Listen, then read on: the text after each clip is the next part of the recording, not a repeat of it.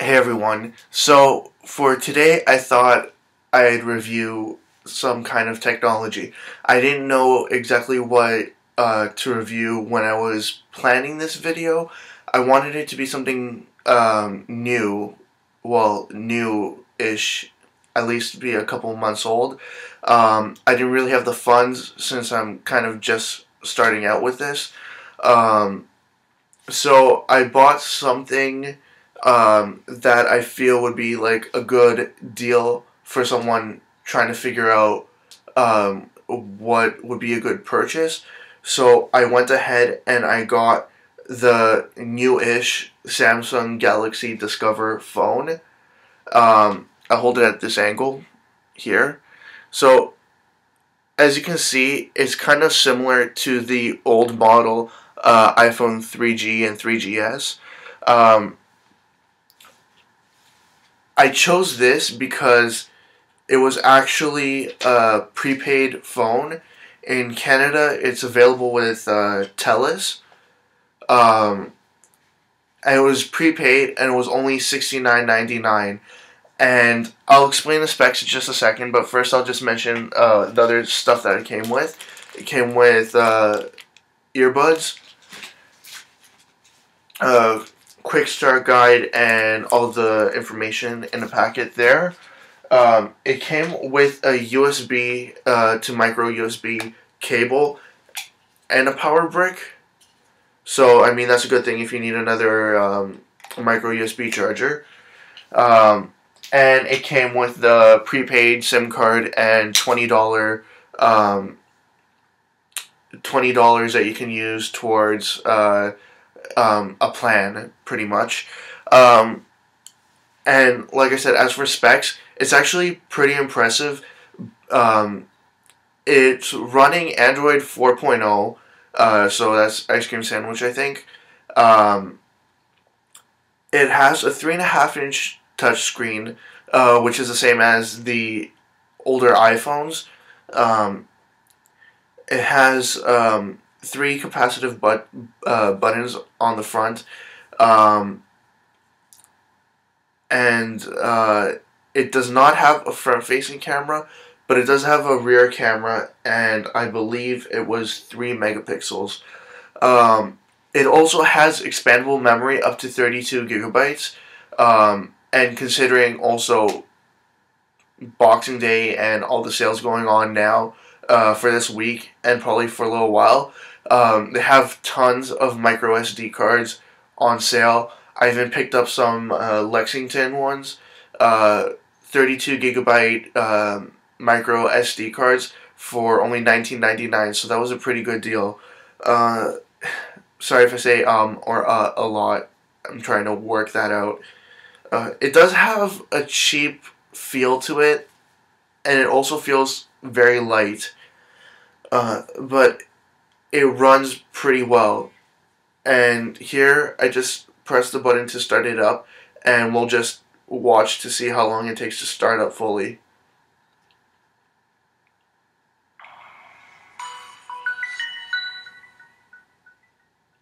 I like the tone, by the way.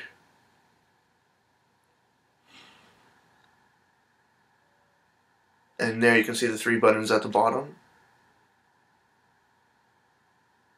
Pretty much standard with 4.0 devices. Okay, and then the startup screen, preparing SD, and connected to service, all done there. Swipe to open, to unlock. And yeah, it's like a fully capable Google supported device. It has the Google Play Store. Um, it has great applications to choose from. You can pretty much download all of them. I haven't found any restrictions so far. Even Netflix, Evernote, Text Plus, which was a really good application as well. Um, it's good for calling and texting, and they have really cheap rates also. All the Google applications, and even some pretty good widgets. Um, and the one set at the bottom where you can preload certain applications to have them ready. It's a really good phone considering the price. I know most people are looking for prepaid phones. Sorry, that's the email notification. Like I said, I know not many people are looking for prepaid phones, and most people do look for decent plans. Um, I just it seems like a phone that people who still are looking for prepaid plans would like, considering all the other phones out there are just horrible. Unless you're like a classic BlackBerry user, you can get some like BlackBerry Curve phones on prepaid plans for under $100. But as for everything else, they're pretty much classic flip phones that just aren't that great. Um, but yeah, you can also choose to unlock this phone for pretty cheap, and a couple of other carriers other than TELUS will support it. But I do know for a fact that Wind in Canada will not support this phone. But lots of companies have pretty decent plans right now, so you just need to look around, see what you can find. But $20 to unlock it and $69 for the device itself. That's still pretty decent considering that it does have Android 4.0, 3 megapixel camera, and 32 gigabytes up to 32 gigabytes of expandable storage. I forgot to mention that it does come with 4 gigabytes. In reality, it's about 2.75. Depending on which one you got, it might be a little bit more, a little bit less. I'm not entirely sure, but pretty much just under 3 gigabytes of usable space on the device itself.